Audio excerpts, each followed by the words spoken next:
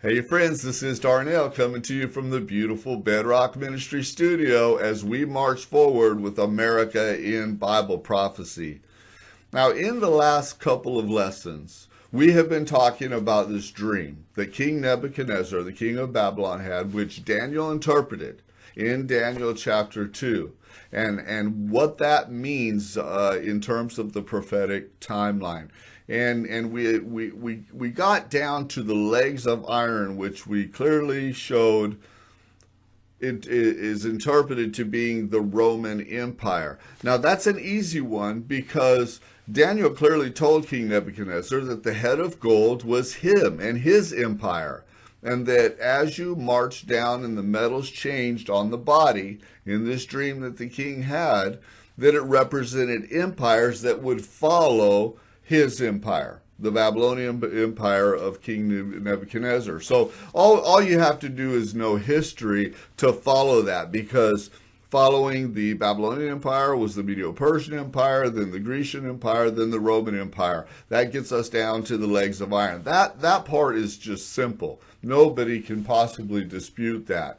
Now we get to the Holy Roman Empire. Here you have to have a little bit more of a knowledge of history, because there was a little bit of a gap between the Roman Empire and the Holy Roman Empire, because the Roman Empire kind of ended, again, depending on which date you want to use, close to 300 BC or 500 BC, when the last emperor was dethroned.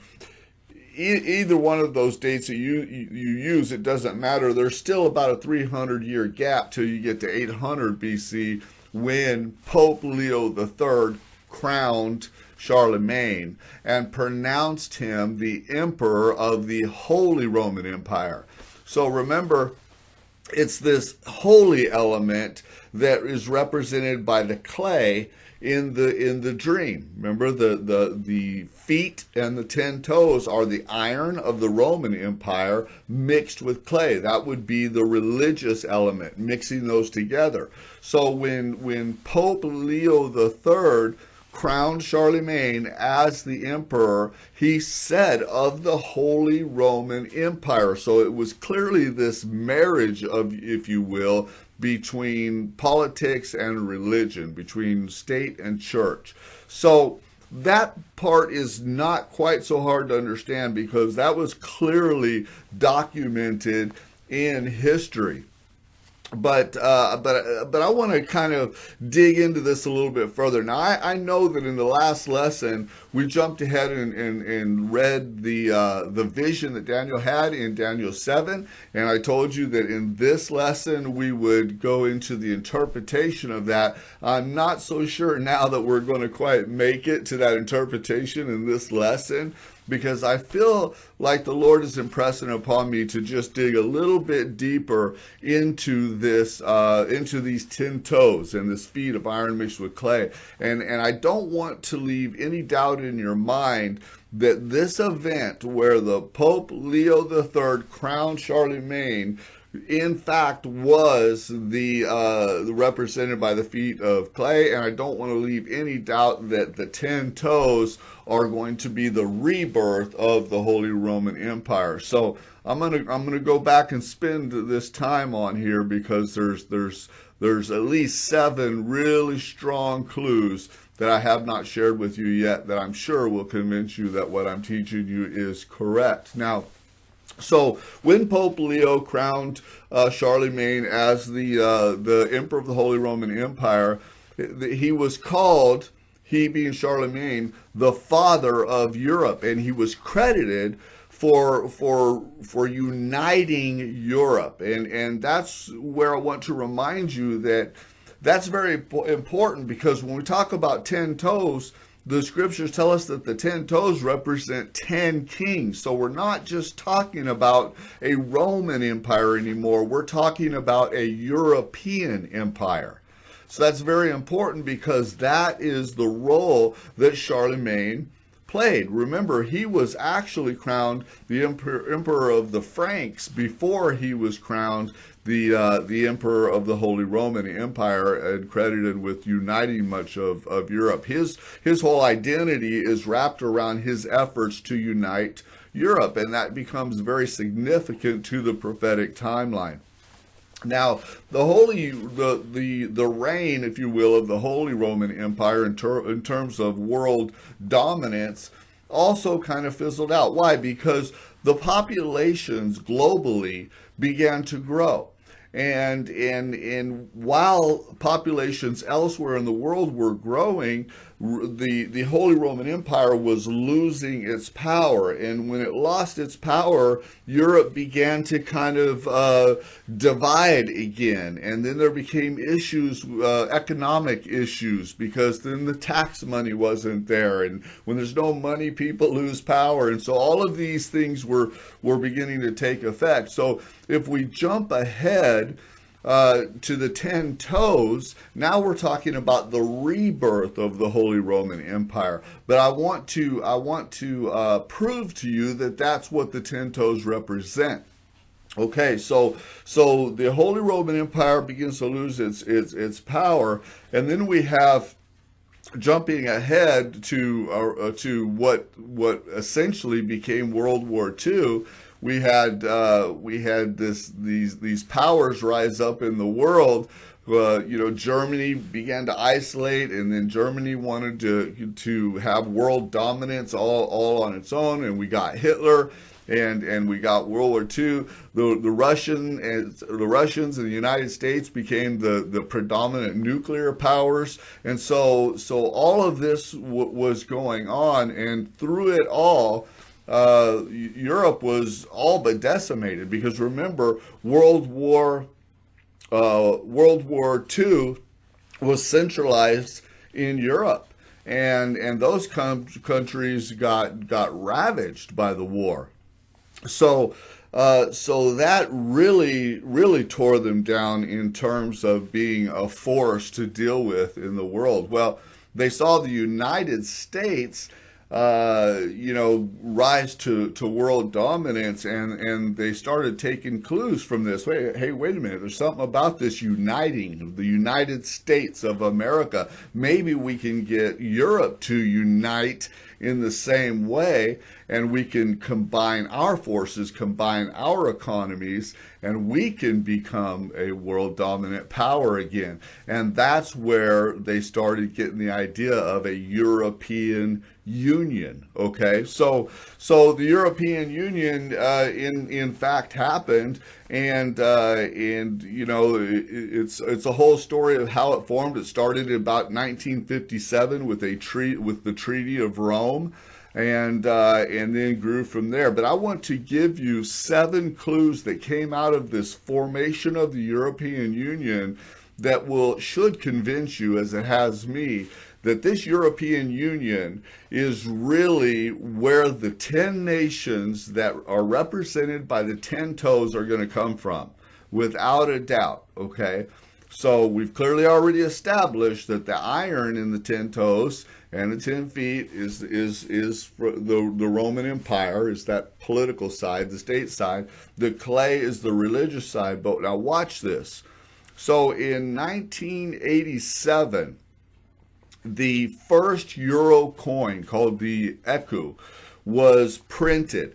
And if I had a coin to show you here, the face, just like we have a face of presidents on our coins, well, the face on that coin was actually the face of Charlemagne, the emperor of the Holy Roman Empire. So now we're talking about the European Union and their money, the euro, taking on the identity on the coin of Charlemagne, who was to unite Europe. Let's go to clue number 2. A annual prize is given in the European Union for efforts to unite Europe. It's one prize given every year.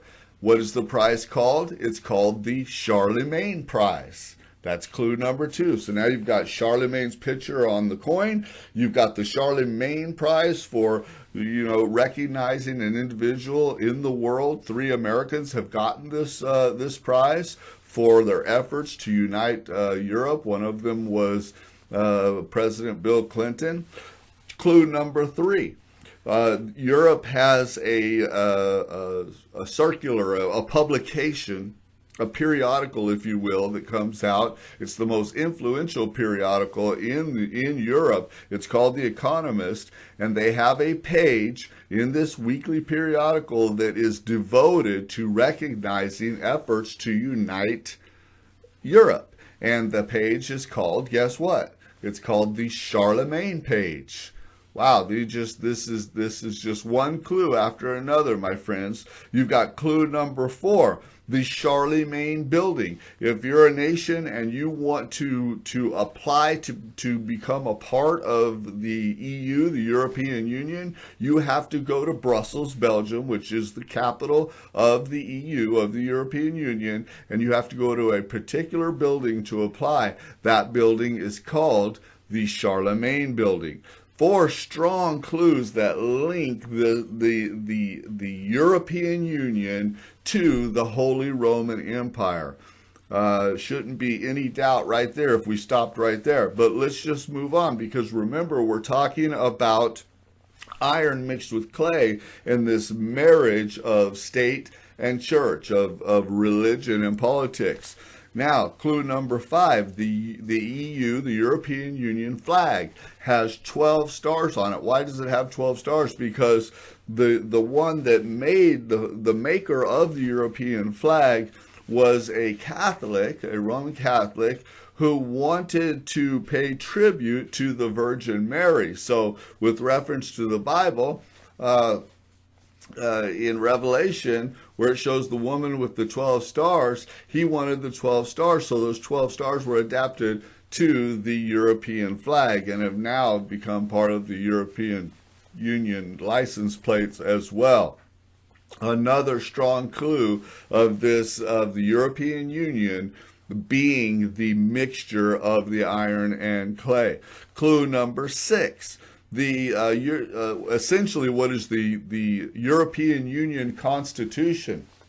When they finally got all of the nations involved to come together and ratify a treaty, basically, which essentially is their constitution, they held the ceremony for the ceremonial signing of this document. It was held in a monastery, a Roman Catholic building, and it was a big production.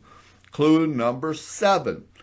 The statue. Remember, I said that the capital of the European Union is in Brussels, Belgium, right? Well, there in the European Union Parliament building, just outside the building, is a statue.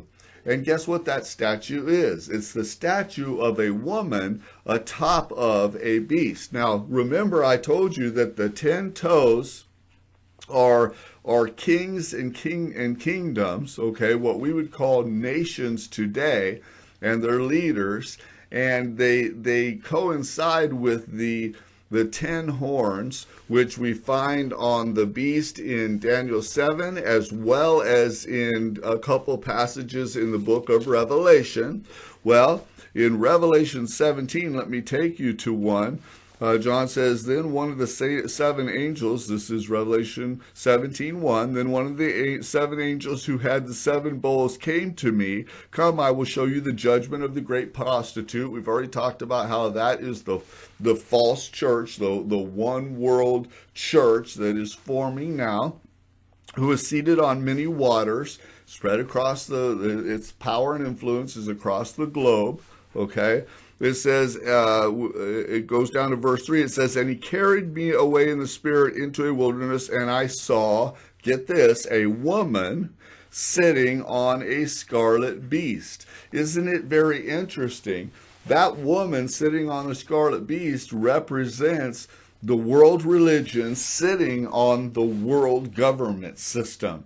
that is going to be its power is going to be centralized out of the European Union.